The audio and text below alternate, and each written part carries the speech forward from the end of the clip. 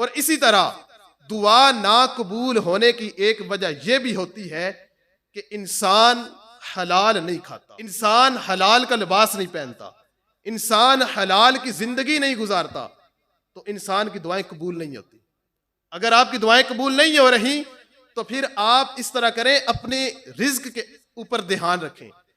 मैं जो खा रहा हूं वो हलाल का है, मैं पी रहा हूं वो हलाल का है, मेरे जिस्म के ऊपर जो लिबास पहना है वो हलाल का है।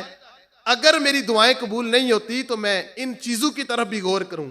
कहीं ऐसा ना हो कि मेरे पेट के अंदर जो लुकमा जा रहा है वो हराम का हो, मैंने जो लिबास पहना है वो हराम का हो, मैं जो पी रहा हूं वो हराम का हो, तो फिर इस तरह दुआ कबूल नहीं होती। इसी वाले से जिसे पाक है नबी पाक सल्लल्लाहु अलैहि वसल्लम ने इरशाद फरमाया ज़कर रजुला युतीरु सफरा अशयसा अकबरा यमुद्दु यदैहि इलस समाई या रब्बी या रब्बी।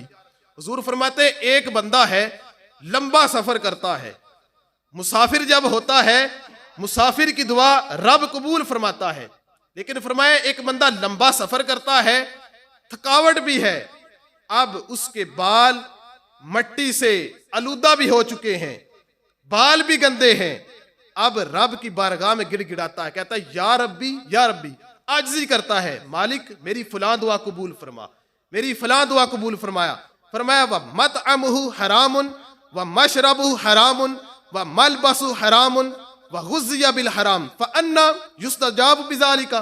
फरमाया अब इस हालत में है, सफर करता है, लंबा सफर है, मुसाफिर भी है, आम हालत के अंदर मुसाफिर से दुआ करवानी चाहिए। जिसे पाक हुजूर फरमाया जो मुसाफिर होता है रब उसकी दुआ कबूल फरमाता है, लेकिन फरमाया एक बंदा लंबा सफर करता है लेकिन उसके बाल भी मट्टी से गंदे हो चुके हैं, रब की बारगाह में आजिज़ी करता है, दुआ कर या रब्बी, लेकिन हालत क्या है? फरमाया व मलबसु हरामुन व मशरबु हरामुन व लिबासु हरामुन। इस हालत के अंदर उसके पेट के अंदर जो लुकमा गया है वो भी हराम का है, जो उसने पानी पिया है वो भी हराम का पिया है, जो उसके जिस्म के ऊपर लिबास है वो भी हराम का है।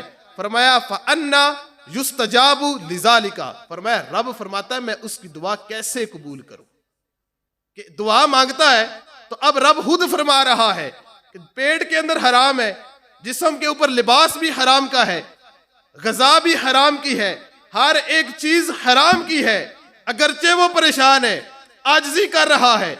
फरमाया मैं उस बंदे की दुआ कैसे कबूल करूं? तो इससे पता चलता है कि अगर किसी की दुआ कबूल नहीं हो रही तो फिर अपने रिज्क के ऊपर भी ध्यान रखे, अपने पानी की तरफ भी ध्यान रखे, अपने लिबास की तरफ भी देखे कि मैं जो अच्छे अच्छे सूट पहन रहा हूं, मैं जो अच्छा अच्छा खाना खा रहा हूं, कहीं ये खाना हराम का ना हो, कहीं ये लिबास हराम का ना हो, कहीं ये जो पानी पी रहा हूं यही चोरी का ना हो, यह भी हराम का ना हो, तो फिर देखे कि मेरी दुआ कबूल नहीं होती।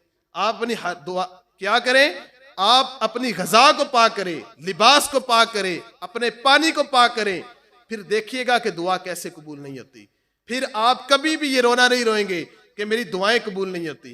हाथ उठाने की देर होगी, रब आपकी दुआओं को कबूल करेगा।